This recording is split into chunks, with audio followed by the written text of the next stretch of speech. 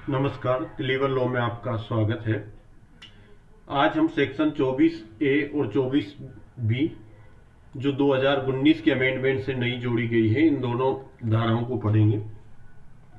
हमने धारा 24 तक पहले पढ़ लिया था। कल परसों जो थेफ्ट किया था उसकी कॉपियां जैसे जैसे चेक होती जाती है मैं आपको भेजता जाता हूँ। धारा 24 से बात करती है कि कोई उपद्रवग्रस्त क्षेत्र है उन वहां पर अधिसूचित आयुधों के कब्जे का प्रतिषेध। उपद्रवग्रस्त क्षेत्र कौन से होंगे कि भारत के अंदर कोई सा भी ऐसा क्षेत्र जहां पर यह संभावना है कि उपद्रव होने की संभावना है। जैसे मैं बात करता हूं कि यह राजस्थान का इस प्रकार का नक्शा होता है। राजस्थान का, राजस्थान में एक ये एरिया है, ये जयपुर वाला है, और जयपुर में ये रामगंज वाला क्षेत्र है जहां पर हिंदू मुस्लिम दंगे हुए थे। ऐसे ही आप भारत के नक्शे की बात करो कि भारत में यहाँ पर जो पूर्वोत्तर में मणिपुर था, मणिपुर में अभी भी दो समुदाय के बीच यहाँ पर हमारा मणिपुर आता है, और मणिपुर में दो समुदाय है, कुकी और मतई समुदाय। कुकी और मतई समुदाय के बीच वहां पर झगड़े चलते रहते हैं। तो पिछले एक साल से इस क्षेत्र में लगातार हिंसा हो रही है। तो इस ऐसा क्षेत्र जो लगातार 3 महीने से ज्यादा डिस्टर्बेंस रहा है, उस क्षेत्र को उपद्रवग्रस्त क्षेत्र घोषित कर दिया जाता है केंद्र सरकार के द्वारा। तो ऐसे किसी भी उपद्रवग्रस्त क्षेत्र में अधिसूचित हथियारों को, कि जिस क्षेत्र को उपद्रवग्रस्त क्षेत्र घोषित कर दिया कि यह उपद्रवग्रस्त क्षेत्र होगा, वहां पर कुछ हथियारों को सेंट्रल गवर्नमेंट, केंद्र सरकार गजट नोटिफिकेशन के द्वारा, ठीक है, गजट नोटिफिकेशन राजपत्र में अधिसूचना द्वारा कोई हथियारों को बता देगी कि इस क्षेत्र में ये हथियार किसी व्यक्ति के पास, भले ही वो लाइसेंस पे हो बिना लाइसेंस हो, ऐसे हथियार नहीं रखेगी। और जिन हथियारों के बारे में ऐसी अधिसूचना जारी की जाएगी उन हथियारों को अधिसूचित आयुध कहा जाएगा। कि नोटिफिकेशन में जो आयुधों का नाम लिख दिए उनको अधिसूचित आयुध कहेंगे। उन अधिसूचित आयुधों के बारे में यह बात करेगा कि उपद्रव क्षेत्र में अधिसूचित आयुध रखे जा सकते हैं या नहीं रखे जा सकते। तो बात समझ गए होंगे। उपद्रव क्षेत्र ऐसा क्षेत्र जहां पर 3 महीने से ज्यादा डिस्टर्बेंस रहा है और केंद्र सरकार ने उसको उपद्रव क्षेत्र के रूप में घोषित किया है। और वहां पर कुछ हथियारों को रखने के संबंध में, भले ही उसके पास आपने लाइसेंस ले रखा है इस आर्म्स एक्ट के अधीन, फिर भी उन हथियारों को रखने से आपको निर्धारित कर दिया जाएगा, मना कर दिया जाएगा कि इस उपद्रव क्षेत्र में कोई भी हथियार आप नहीं रख सकते। उसके संबंध में धारा 24A और 24B बनाई गई है। एक धारा बात करेगी रखने को लेकर, दूसरी धारा बात करेगी परिवहन को लेकर, वहां से आने जाने वाले व्यक्ति के द्वारा केयरिंग करने को लेकर, वहन को लेकर बात करेगी। 24 से क्या बात करती है? उपद्रवग्रस्त क्षेत्रों में अधिसूचित आयुधों के कब्जे का प्रतिषेध। कि जो भी उपद्रवग्रस्त क्षेत्र है वहां पर जो भी अधिसूचित आयुध है उनके कब्जे को, उनको आप अपने कब्जे में नहीं रखते। कौन सा उपद्रव क्षेत्र होगा? कि जहां केंद्रीय सरकार ने, सेंट्रल गवर्नमेंट का यह समाधान हो जाता है कि किसी क्षेत्र में लोक शांति या प्रशांति, वहां पर डिस्टर्बेंस है, लोक शांति पब्लिक पीस डिस्टर्ब है, या वहां पर डिस्टर्बेंस व्यापक रूप से शुद्ध हो गया है या शुद्ध होने के संकेत है। या तो उस क्षेत्र में लोक शांति या डिस्टर्बेंस प्रॉपरली चल ही रहा है, या फिर आपको लगता है कि निकट समय में अगले 4-5 दिनों में ऐसा संकट है कि इस क्षेत्र की लोक शांति डिस्टर्ब होने की संभावना है। कई बार लग जाता है कि इस क्षेत्र में दो जातियों के बीच में दंगे हो सकते हैं। जैसे गुर्जर आरक्षण वाला मामला चला था, भरतपुर में जाट आरक्षण का मामला चल रहा है, तो उस क्षेत्रों में लगभग ऐसा माहौल हो जाता है कि दंगे होने की संभावना रहती है, 144 लगा देते हैं। तो जहां पर अगर लगता है केंद्र सरकार को कि लोक शांति या डिस्टर्बेंस व्यापक रूप से हो सकता है या होने का आसन संकट है, और ऐसे क्षेत्र में आयुधों का प्रयोग उनके अपराधों के निवारण करने के लिए किया जाना, आयुधों के प्रयोग से होने वाले अपराधों का निवारण किया जाने के लिए आवश्यक है, तो प्रशासकीय राजपत्र में अधिसूचना जाता। उनको लगता है कि ऐसे क्षेत्र में जहां लोक शांति भंग होगी वहां आर्म्स का उपयोग करके और अपराध किए जाएंगे, तो आर्म्स के उपयोग से जो अपराध किए जाने उनका निवारण करने के लिए अगर केंद्र सरकार को लगता है आवश्यक है, तो राजपत्र में अधिसूचना द्वारा, गजट नोटिफिकेशन के द्वारा क्या करेगा? पहले तो वो क्षेत्र बताएगा जिस क्षेत्र में ऐसा डिस्टर्बेंस होने की संभावना। क्या करेगा? कै वाला पॉइंट, गजट नोटिफिकेशन के द्वारा क्या क्या किया जाएगा। पहला पॉइंट बता रहा है कि ऐसे क्षेत्र की परिसीमाएं निर्देश कर सकेगा कि इस जिले के, ये जैसे राजस्थान है तो जयपुर के भी ये रामगंज क्षेत्र में हमें लगता है कि वापस हिंसा हो सकती है, वापस डिस्टरबेंस हो सकता है। तो ऐसे क्षेत्र की परिसीमा निर्दिष्ट कर देगा कि इस क्षेत्र को उपद्रवग्रस्त क्षेत्र मान रहे हैं और इस क्षेत्र के अंदर ही ये अधिसूचना वाली जो बात है वो लागू होगी। फिर अधिसूचना में दूसरा निर्देश क्या देगा कि अधिसूचना में जो विनिर्दिष्ट कालावधि है उसके प्रारंभ होने से पूर्व, कालावधि कब प्रारंभ होगी कि जिस दिन नोटिफिकेशन जारी किया जाएगा, कालावधि शासकीय राजपत्र में अधिसूचना की तारीख के प्रकाशन से, कि 1 मार्च को अगर अधिसूचना प्रकाशन हुई तो 4 दिन बाद की कोई डेट देंगे, मतलब 5 मार्च की डेट देंगे कि 5 मार्च के बाद ऐसे हथियार जिसके भी पास पाए गए वो सेक्शन 24A के उपबंधों का उल्लंघन करेगा और उसके लिए पेनल्टी क्लोज में जाके पेनल्टी के प्रोविजन किए जाएंगे। तो अधिसूचना के प्रकाशन से 4 दिन का समय देना है ताकि 4 दिन के अंदर जिस भी व्यक्ति के पास ऐसे आयुध है वो धारा 21 के उपबंधों के अनुसार जमा करा सके। तो बी पॉइंट वापस पढ़ देता हूं कि राजपत्र में अधिसूचना द्वारा निर्देश दे सकेगी कि अधिसूचना में विनिर्दिष्ट कालावधि के प्रारंभ होने से पूर्व, कालावधि के प्रारंभ कब होगा कि कालावधि शासकीय राजपत्र में अधिसूचना की तारीख के प्रकाशन के पश्चात चौथे दिन से पूर्व प्रारंभ नहीं होगी। मतलब जिस दिन आपका गजट नोटिफिकेशन जारी करते हो उसके 5 दिन बाद की कोई डेट लिखना कि अगर 1 मार्च ने आपने को गजट नोटिफिकेशन करा है तो उसमें लिखेंगे कि 5 तारीख के बाद अगर किसी के पास इस क्षेत्र में जो हमने के अंदर परिसीमाएं निर्धारित करी, इसके अंदर इस श्रेणी के हथियार जो हम बी में बता के जाएंगे किसी के पास पाए गए तो आप धारा 24A के उपबंधों का उल्लंघन करते हैं और आपको पेनल्टी क्लोज से गुजरना पड़ेगा। आपके भले ही आपके पास लाइसेंस हो फिर भी आप पर शास्ति के दायी होंगे। तो जब आप अधिसूचना निकालते हो उससे 5 दिन बाद की कोई तारीख से प्रारंभ होगी वो कालावधि। तो अब इस कोष्टक वाले क्लोज को छोड़ दो, ये सिर्फ ये बता रहा था कि गजट नोटिफिकेशन के बाद 4 दिन का टाइम देना, 5वें दिन से वो अवधि प्रारंभ होनी चाहिए। 4 तो कम से कम देना। 4 दिन के बाद आप 5वें दिन की जगह 8वां दिन भी दे सकते हो, 10 दिन भी दे सकते हो। मिनिमम 4 दिन तो आपको देने हथियारों के संबंध में उसको उचित कार्रवाई करने के लिए। बी पॉइंट को दोबारा रिपीट करता हूं, निर्देश दे सकेगी कि अधिसूचना में निर्दिष्ट कालावधि के प्रारंभ होने के पूर्व जो ऐसे क्षेत्र में ऐसे विवरणों के किन्हीं आयुधों को जो अधिसूचना में निर्दिष्ट किए जाए। क्षेत्र बता दिया, कै पॉइंट के अंदर अधिसूचना में बता दिया जाएगा। सेकंड में बताएंगे कि जिस जो कै में क्षेत्र बताया उसके पास कोई विवरण है, कोई डिस्क्रिप्शन बता रखा हथियारों का, उस डिस्क्राइब प्रकार के आर्म्स रखना जो अधिसूचना में निर्दिष्ट किए जाएंगे कि ये प्रकार के हथियार आप इस क्षेत्र में नहीं रख सकते। और उन हथियारों को जिनको भी अधिसूचना में निर्दिष्ट किया जाएगा उनको हम इसके बाद अधिसूचित आयुध के रूप में संबोधित करेंगे। जहां जहां अधिसूचित आयुध आ गया मतलब धारा 24A में केंद्र सरकार ने गजट नोटिफाई करके उन हथियारों के संबंध में रखने के संबंध में कोई नोटिफिकेशन निकाला है। तो क्या अधिसूचना के प्रकाशन की तारीख से 4 दिन बाद की कोई डेट देगा, उस डेट से ऐसे क्षेत्र में ऐसे विवरण के किन्हीं आयुधों को जिनको अधिसूचित आयुध कहेंगे कब्जे में रखने वाला प्रत्येक व्यक्ति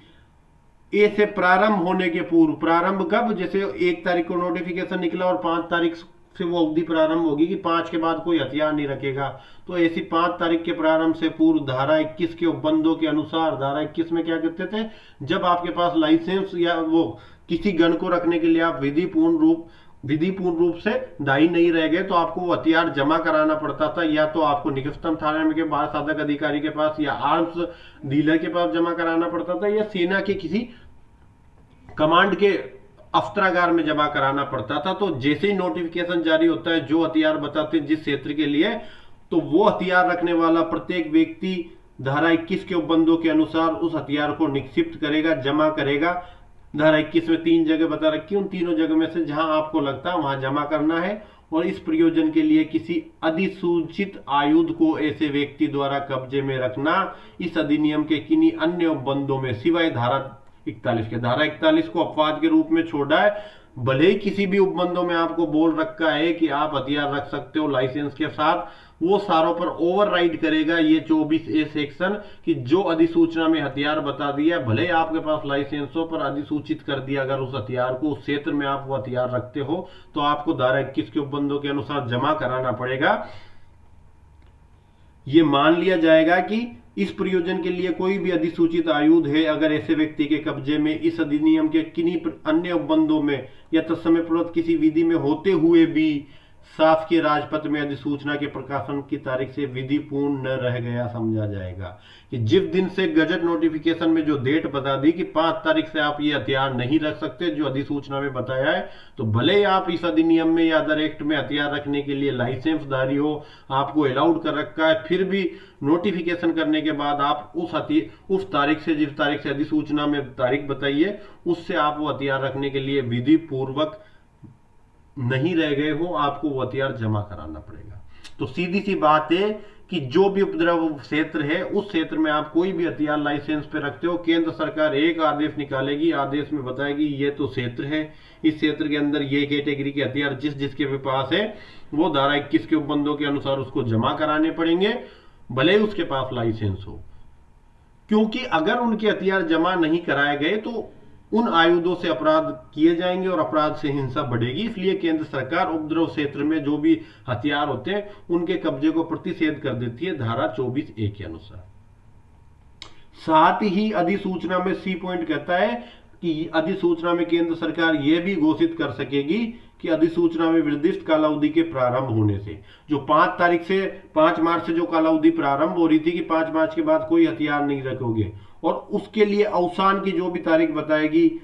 वहां के अवसान तक, 5 मार्च से प्रारंभ होने वाली तारीख और जब तक उसकी डेट दी जाएगी कितने समय तक हथियार नहीं रखेगा वो टाइम बताएगा। उस अधिसूचना में मैक्सिमम 90 दिन का हो सकता है, उसके बाद बढ़ाना चाहे तो केंद्र सरकार 30 दिन बढ़ा सकती है। ये इसमें बाद में बढ़ेंगे, आगे के प्रोविजन में आएगा 24 में।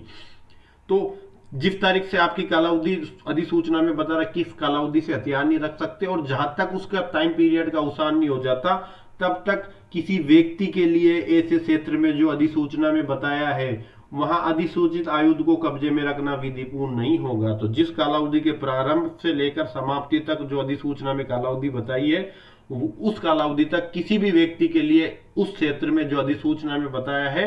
अधिसूचित आयुध को कब्जे में रखना विधिपूर्ण नहीं होगा, भले ही आप उसके लिए लाइसेंस रखते हो। डी पॉइंट क्या कहता है कि केंद्र सरकार या राज्य सरकार के अधीनस्थ कोई अधिकारी को प्राधिकृत कर सकेगी जैसा अधिसूचना में विनिर्देश पाया जाए। अधिसूचना में केंद्र सरकार क्या कर सकेगी, या तो केंद्र सरकार के किसी अधिकारी को या राज्य सरकार के सबऑर्डिनेट आने वाले किसी अधिकारी को प्राधिकृत कर सकेगी। जो भी प्राधिकारी होगा उसको अधिसूचना में निर्दिष्ट किया जाएगा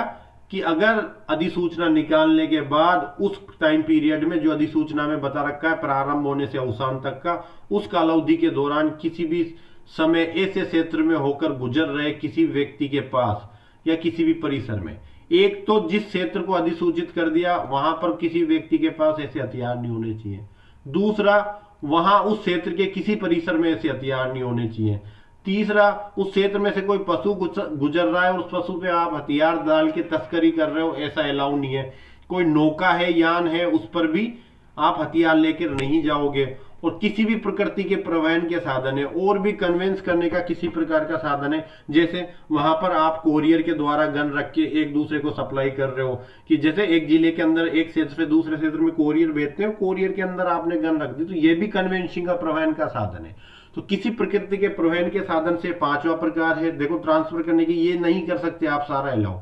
या किसी भी आवरक में या गठरी में। आवरक मतलब किसी चीज में छिपाकर, गठरी होती है जो कोई भी हम पोटली वगैरह बांधते हैं कोई चीजों की, सामानों की, जैसे कपड़ों की बांध लो, बैग वगैरह होता है, तो गठरी या आवरक में आप छिपा के, आवरक में मतलब किसी चीज में के अंदर छिपा के ले जाना, आवरक हो जाता है किसी आप अटैची वगैरह, बैग वगैरह इनमें छिपा कर ले जाओ। तो आवरक या गठरी की तलाशी लेने को किन किन चीजों के लिए पाबंद कर देंगे कि जिस क्षेत्र के लिए ऐसी नोटिफिकेशन जारी किया वहां केंद्र सरकार या राज्य सरकार का अधीनस्थ कोई भी प्राधिकारी को वो प्राधिकृत कर देंगे कि ऐसे क्षेत्र से गुजर रहे किसी व्यक्ति के पास, कोई भी ऐसे क्षेत्र के परिसर में या वहां उस क्षेत्र से गुजर रहे पशु में, नौकायान में या परिवहन के अन्य साधन में या आवरक या गठरी की तलाशी लेने के लिए यदि ऐसे अधिकारी को विश्वास करने का कारण है कि जो अधिसूचना में आयुध बताए गए थे अधिसूचित आयुध है वो ऐसे व्यक्ति के पास पाए जा सकते हैं, या कोई परिसर में पाए जा सकते हैं, या पशु पर पाए जा सकते हैं, नौकायान पर पाए जा सकते हैं, परिवहन के अन्य साधन या गठरी आवरक में छुपाए गए हैं, तो वहां तलाशी लेने का अधिकार दे सकेगा। ये सब क्लोज 1 में बताया गया है, घ के सब क्लोज 1 में। तो केंद्र सरकार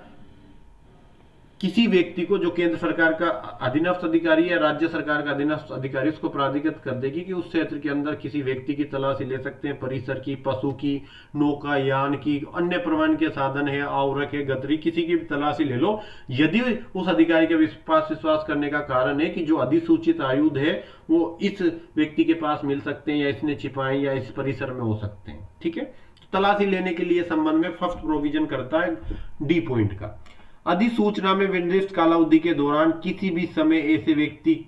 ऐसे क्षेत्र में किसी व्यक्ति के कब्जे में या उपखंड 1 के अधीन तलाशी के दौरान पाए गए किसी अधिसूचित आयुध को अधिग्रहित करने को और उस अधिसूचना में निर्दिष्ट कालावधि के दौरान निषेध करने को प्राधिकृत कर सकेगी। सेकंड पॉइंट क्या कह रहा है, इसको समझना। सेकंड पॉइंट ये कह रहा है कि आपने अधिसूचना में जो कालावधि के दौरान किसी भी समय उस क्षेत्र में कोई भी व्यक्ति के कब्जे में या उस सब सेक्शन 1 में जो तलाशी ले रहे थे व्यक्ति की, परिसर की, पशु की, नौकायान की, जो कुछ भी हथियार पाया जाए जो अधिसूचित में है, तो उस हथियार को सीज कर देंगे। सीज करने के साथ डिटेन भी कर देंगे उस हथियार को। सीज करना, मौके पे उस हथियार के सीज करने का ऑर्डर हो जाता है, ये हथियार अधिग्रहित किया जाता है, और डिटेन करके रखना, उसको एक सेफ कस्टडी में प्राधिकृत कर देता है कि ये थाने में जमा करा रहे हैं, या किसी भी प्रॉपर जगह पर उसको सेफ कस्टडी में रखना, डिटेन करने में। तो जो भी अधिसूचना में निर्दिष्ट कालावधि में अगर किसी व्यक्ति के पास तलाशी के दौरान पाया जाए या किसी व्यक्ति के पोजीशन में ऐसा हथियार पाया जाता है, तो उसको सीज कर देंगे। सीज करने के बाद उसके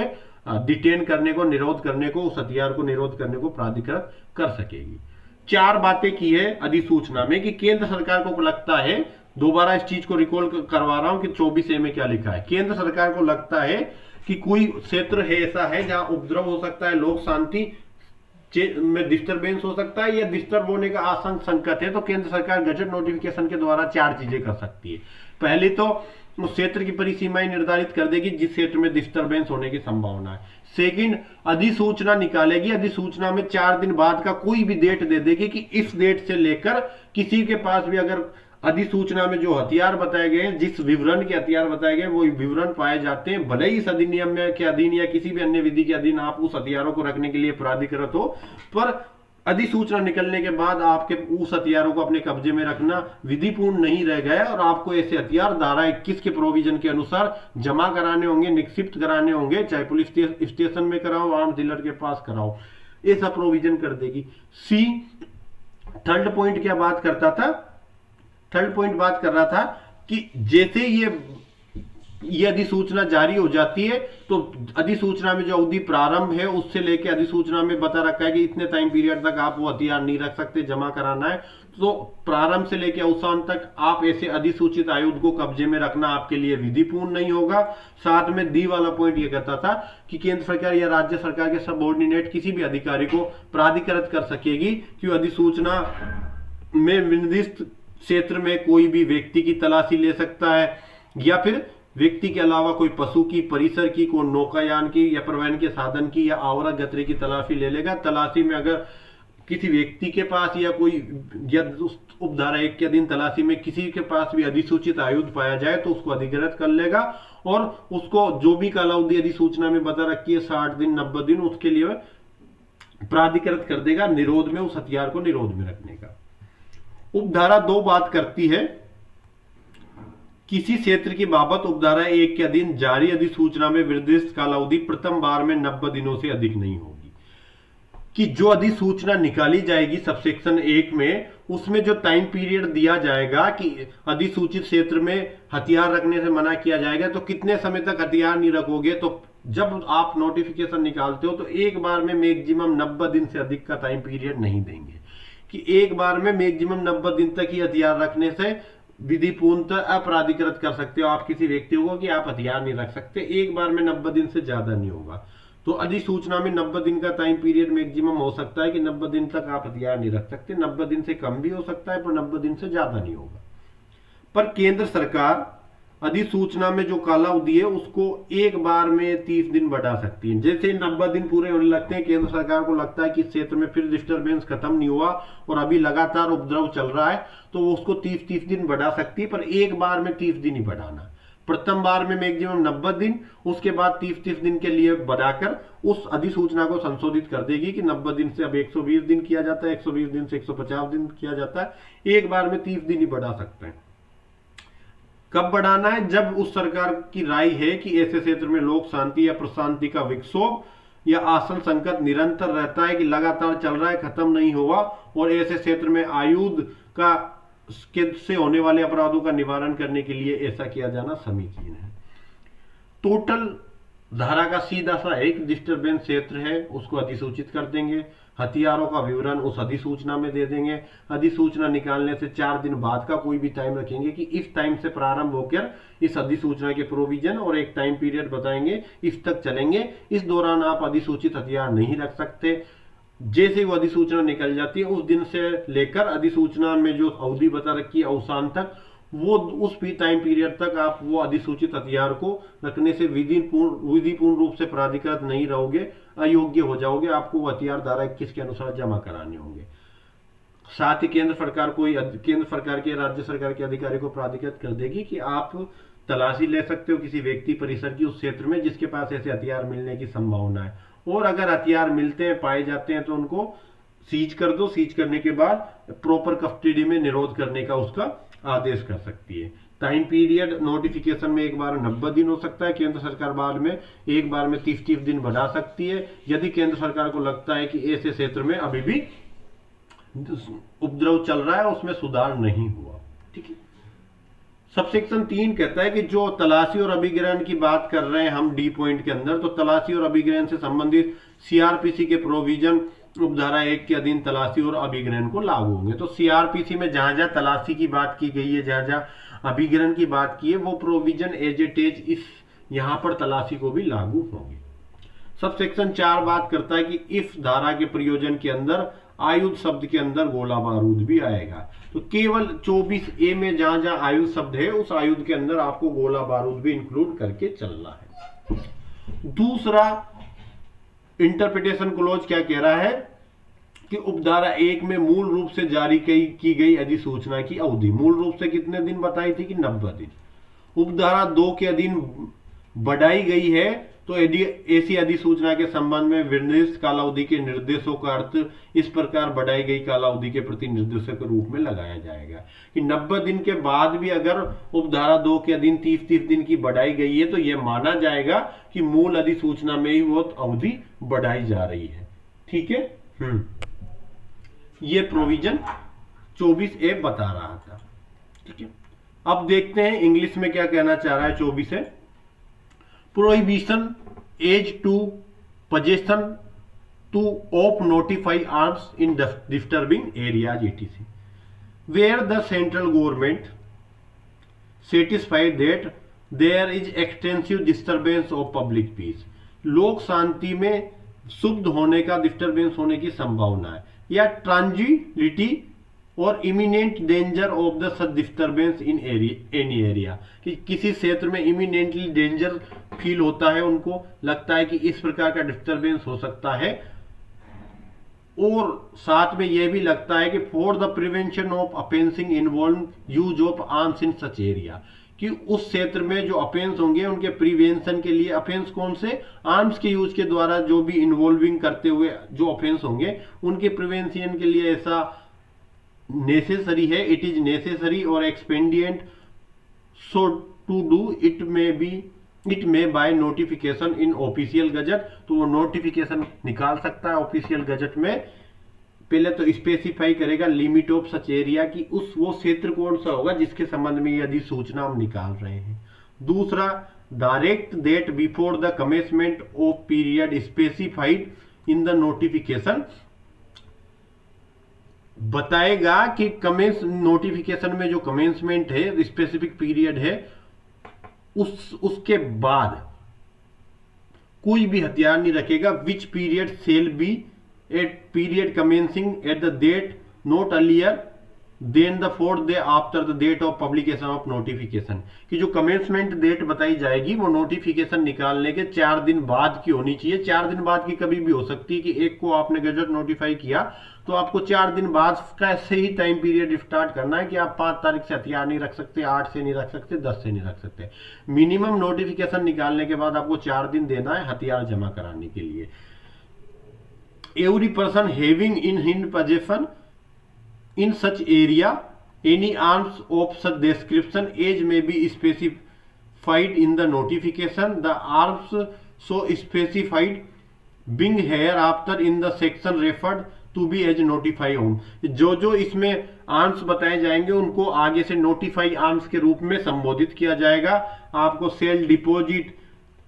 the same before the commencement in accordance to the provision of section 21। Section 21 के प्रोविजन के अनुसार जमा कराना है। फॉर दिस पर्पज द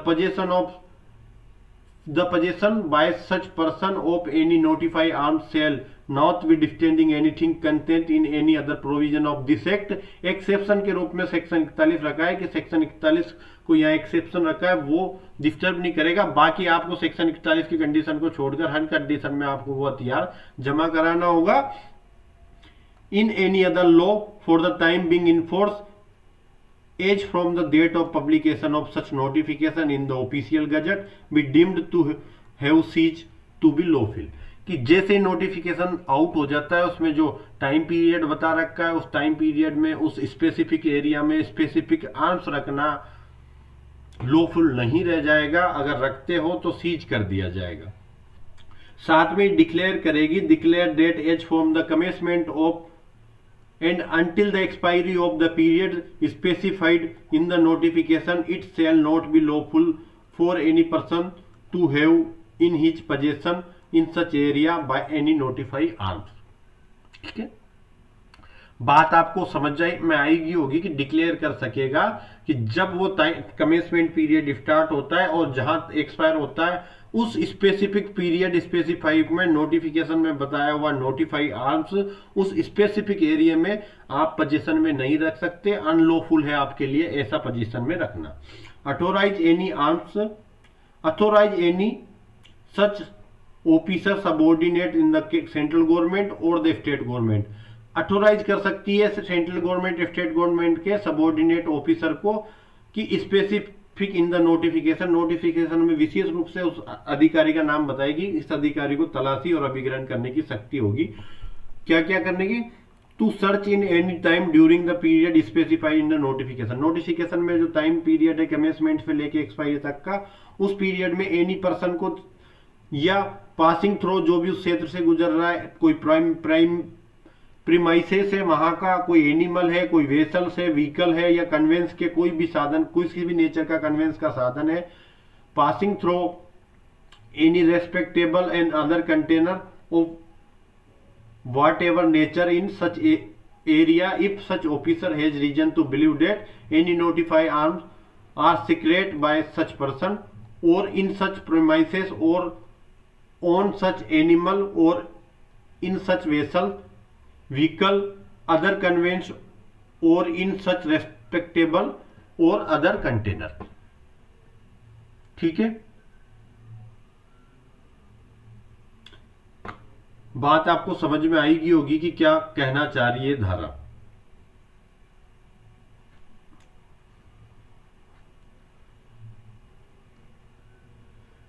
अगर तलाशी में कुछ भी पाया जाता है तो to seize any arms during the period specify in the notification. Notification में जिस टाइम पीरियड को बता रखा उस टाइम पीरियड के लिए सीज कर दिया जाएगा नोटिफाई आर्म्स को। अगर पोजीशन में पाया जाता है किसी व्यक्ति के उस एरिया में या तलाशी के दौरान discovered in the search under sub close one. सब क्लोज वन में जो परिसर की पशु की तलाशी की बात कर रहा था, वेसल्स, व्हीकल्स, कन्वेंशन के साधन, किसी भी प्रकार की तलाशी के दौरान पाया जाता है, डिस्कवर होता है तो उसको सीज करने का ऑर्डर कर देगा और detain the same during the period specify in the notification. तो नोटिफाइड पीरियड के अंदर उसको डिटेन करने का पहले सीज करेगा, उसके बाद डिटेन करने का ऑर्डर पास कर देगा। The period specified in a notification issue under subsection 1 in the respect of any area shall not in the first instance कि जो भी पीरियड होगा नोटिफिकेशन में स्पेसिफिक सबसेक्शन 1 में जो नोटिफिकेशन निकाल रहे हैं उसमें जो स्पेसिफिक टाइम पीरियड होगा किसी भी एरिया के लिए, वो फर्स्ट इंस्टांस में 90 दिन से ज्यादा का नहीं होगा, एक बार में किसी भी हालत में 90 डे से ज्यादा नहीं होगा। But the central government may amend such notification, उस नोटिफिकेशन को अमेंड कर सकती है, टाइम पीरियड को extend such time period for the time to time any person not extending 90 days at one time.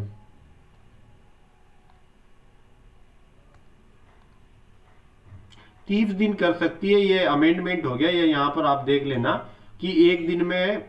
30 day ही बढ़ा सकती है, ठीक है। यहां पर 30 डे कर लेना जो भी इंग्लिश में है, 30 day at any one time it in the opinion of that government there continue to be in such area. अगर उसको लगता है तो 30 दिन बढ़ा सकती है, एक बार में तो 90 दिन रखता है, और टाइम टू टाइम वो उस नोटिफिकेशन को सेंट्रल गवर्नमेंट अमेंडमेंट करके एक बार के में टाइम पीरियड को 30 दिन की एक्सीडिंग पीरियड तक बढ़ा सकती है। अगर सेंट्रल गवर्नमेंट की ओपिनियन की there continue in such area such disturbance of public peace और tranquillity as to be refer in subsection 1 और immediate danger there of death for the prevention of offense involving using the arms in such area if necessary or expended to so to do। अगर उसको लगता है कि ऐसा dangers या ऐसा public piece disturbance चल रहा और ये कंटिन्यू रहेगा आगे भी, तो उस कंडीशन में वो अमेंडमेंट कर सकता है नोटिफिकेशन में, और टाइम पीरियड को टाइम टू टाइम 30 दिन एक बार में बढ़ा सकता है। The provision of the code of criminal procedure, criminal procedure CrPC के प्रोविजन है रिलेटेड टू सर्च और सीज, तलाशी के और अभिग्रहण के जो भी प्रोसीजर है वो अप्लाई टू एनी सर्च और सीज अंडर सबसेक्शन 1। सबसेक्शन 1 में जहां तलाशी और अभिग्रहण की बात की गई है वो सीआरपीसी के प्रोविजंस के अकॉर्डिंग ही तलाशी और अभिग्रहण की जाएगी। For the purpose of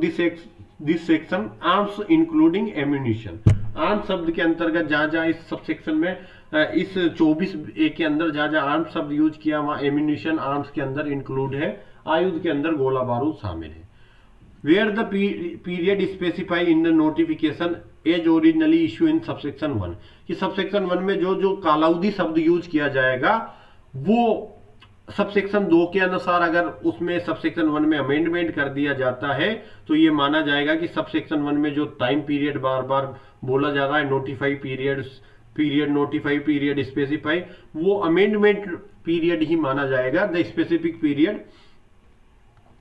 the period specified in the notification shall be constructed, ये माना जाएगा as refer to the period as so extended. तो जहां जहां भी the period specify in the notification शब्द आएगा वो ये माना जाएगा, अगर उसमें अमेंडमेंट करके सबसेक्शन 2 में वो टाइम पीरियड एक्सटेंड कर दिया गया है तो एक्सटेंडेड पीरियड को ही माना जाएगा period specify in the notification. Clear? Same ऐसा कैसा ही सेक्शन हम 24B पढ़ेंगे। 24B को थोड़ा शॉर्ट में देख लेंगे कि ज्यादा इसमें समय खर्च नहीं करना पड़े हमें, क्योंकि वैसा की वैसे ही प्रोविजन है, सेम टू सेम बात करता है। ये बात करेगा कि लोक स्थान में से होकर या आयुधों को वहां से केयरिंग की जाती है तो उसका प्रतिषेध करता है। सेम प्रोविजन है, सेम लैंग्वेज है, एक याद हो गया तो दूसरे में थोड़ा सा चेंजिंग करता है, बाकी सेम टू सेम है। केंद्र सरकार का समाधान हो जाता है कि किसी क्षेत्र में लोक शांति और प्रशांति व्यापक रूप से विक्षुब्ध है, सेम बात है। यह विक्षोभ का आसन संकेत है, केंद्र सरकार को लगता है कोई क्षेत्र में लोक शांति डिस्टर्ब है या डिस्टर्ब होने की संभावना, और ऐसे क्षेत्र में आयुध के प्रयोग से होने वाले अपराधों का निवारण करना आवश्यक है, समीचीन है, तो केंद्र सरकार शासकीय राजपत्र में अधिसूचना द्वारा क्षेत्र की परिसीमाएं निर्दिष्ट कर सकेगी, निर्देश दे सकेगी कि अधिसूचना में निर्देशित कालावधि के दौरान वो कालावधि दूसरे दिन से प्रारंभ होने से पहले वाली नहीं हो। यहां लिखा हुआ था चौथे दिन से पहले प्रारंभ नहीं होगी, 4 दिन बाद से प्रारंभ होनी चाहिए थी, 4 डे आफ्टर, यहाँ 2 डे आफ्टर है कि एक दूसरे दिन के बाद प्रारंभ नहीं होने वाली अवधि से प्रारंभ होगी। बाकी कोई चेंजिंग नहीं। कोई व्यक्ति ऐसे क्षेत्र में किसी लोक स्थान में, लोक स्थान को परिभाषित करेगा, लोक स्थान क्या माना जाता है, गली लोक स्थान है, चौराया लोक स्थान है, पार्क लोक स्थान है कि मेरा घर लोक स्थान है, लोक स्थान को आगे डिफाइन करेगा सबसेक्शन 4 में। तो कोई व्यक्ति ऐसे क्षेत्र में या तो लोक स्थान में या वहां से होकर, या तो लोक स्थान पर या लोक स्थान में से होकर ऐसे विवरण के कोई आयुध जिनको अधिसूचना में निर्दिष्ट किया जाए और जिनको बाद में हम अधिसूचित आयुध कहेंगे न तो वहन करेगा। तो क्या कह रही है 24B, सेम लैंग्वेज है, एक ही बात कह रही है कि जहां हमने पहले कहा था कि हथियार नहीं रखेगा कोई भी व्यक्ति, वो हथियार नहीं रखेगा की जगह 24B कह रही है कि ना तो कोई व्यक्ति कैरिंग करेगा न ही अन्यथा अपने कब्जे में रखेगा। कोई लोक स्थान में अपने कब्जे में कोई हथियार नहीं रखेगा, लोक स्थान में किसी भी प्रकार का हथियार को कैरी नहीं करेगा, लेकर नहीं चलेगा, वहन नहीं करेगा। वहां कोई व्यक्ति भले लाइसेंस हो कब्जे में रखने से मना कर रहा था कि विधिपूर्ण नहीं रह जाएगा नोटिफिकेशन निकालने के बाद। यह कह रहा है कि ना तो, दो ही चीजों का अंतर है, बात समझना है। एक तो यहां पर पेन चेंज करके बताता हूं आपको, एक तो यहां पर 2 दिन बाद से वो नोटिफिकेशन अप्लाई हो जाएगी। दूसरा, किसी व्यक्ति के द्वारा लोक स्थान में या लोक स्थान से होकर, या तो लोक स्थान में नहीं रखना या लोक स्थान से होकर भी आप गुजर रहे हो, तो वहां पर क्या करेगा, आयुध को न तो वहन करेगा न अपने कब्जे में रखेगा। बस इतना सा अंतर है, बाकी सेम लैंग्वेज है, एज इट इज आपने 24A पढ़ा। तो वहां पर हथियार अपने घर में रखने से मना कर रहा था, ये लोक स्थान में न तो वहन करेगा न ही अपने कब्जे में रखेगा, ऐसा बोल रहा है। ठीक है, सेम लैंग्वेज है। बाकी केंद्र सरकार, राज्य सरकार के अधीनस्थ कोई भी अधिकारी है, अधिसूचना में अगर उसको स्पेसिफाई निर्दिष्ट किया जाता है तो अधिसूचना में जो कालावधि है उसके दौरान किसी भी समय ऐसे क्षेत्र में लोक स्थान में होकर गुजर रहे, या तो लोक स्थान में कोई खड़ा है या कोई गुजर रहा है, लोक स्थान में मतलब कोई पब्लिक पार्क में, चौराहे पे कहीं भी खड़ा है, या लोक स्थान में होकर गुजर रहा है किसी व्यक्ति के पास, या उस व्यक्ति लोक स्थान का भाग होने वाले किसी परिसर में, या उस परिसर से गुजर रहे किसी व्यक्ति पशु से, लोक स्थान से गुजर रहे कोई पशु है, नौका है, यान है, किसी भांति के कन्वेंश का अन्य साधन है, या कोई आवरक है या गठरी है, उसकी तलाशी लेने को प्राधिकृत कर सकेगी यदि उस अधिकारी को विश्वास करने का कारण है कि जो अधिसूचित आयुध है वो ऐसे व्यक्ति के द्वारा ऐसे परिसर में, ऐसे पशु में, ऐसे नौकायन में, ऐसे परिवहन के अन्य साधन या आवरक द्वारा छिपाया गया। वहां केवल हथियार रखने से मना कर रही थी, यहां कह रहा है कि आप लोक स्थान में हथियार नहीं रख सकते, ना वहन कर सकते हो, ना ही पोजीशन में रख सकते हो, ना ही वहां से कैरी कर सकते, लेके जा सकते हो। इतना सा अंतर है, बाकी पूरा के पूरा सेम जैसा 24A पढ़ा, सब सेम टू सेम है। ऐसे क्षेत्र में लोक स्थान में या उससे होकर गुजर रहे किसी व्यक्ति द्वारा वहन किया जा रहे या कब्जे में रखे या कब्जे में के या उपखंड 1 के तलाशी में पाए गए किन्हीं अधिसूचित आयुधों को, या तो कोई सबसेक्शन 1 के बी प्रोविजन के अंदर उस क्षेत्र से कोई लोक स्थान से लेकर हथियारों को वहन कर रहा था या लोक स्थान में अपने कब्जे में लेकर खड़ा था, या फिर सबसेक्शन डी के अंदर किसी का एक डी के एक फर्स्ट पोर्शन के अंदर कोई तलाशी ली केंद्र सरकार राज्य सरकार के अधीनस्थ अधिकारी ने और वहां अधिसूचित आयुध पाए गए, तो दोनों ही कंडीशन में या तो लोक स्थान में किसी व्यक्ति के पास हथियार मिले या तलाशी के दौरान केंद्र या राज्य सरकार के किसी अधीनस्थ अधिकारी को, जिसको नोटिफिकेशन में बताया गया था, उसने तलाशी में जो भी अधिसूचित आयुध आए उनको अधिग्रहित कर लेगा और निरुद्ध करने के लिए प्राधिकृत कर सकेगा। जैसा वहां था सेम प्रोविजन 24A वाला 24B में। यहां बात कर रहा है कि उपधारा 1 में अधिसूचना में निर्दिष्ट अवधि एक बार में 30 दिन से अधिक की नहीं होगी, कि जो नोटिफाइड पीरियड बता रखा है वो एक बार में किसी भी अवस्था में 30 दिन से ज्यादा का नहीं होगा, पर केंद्र सरकार अधिसूचना में निर्दिष्ट अवधि का विस्तार एक बार में कितने दिन के लिए कर सकेगी, कि 90 दिन से अनधिक कालावधि के लिए कर सकेगी। एक बार मैं चेक कर लेता हूं कि यहाँ 90 दिन की ही कालावधि है क्या।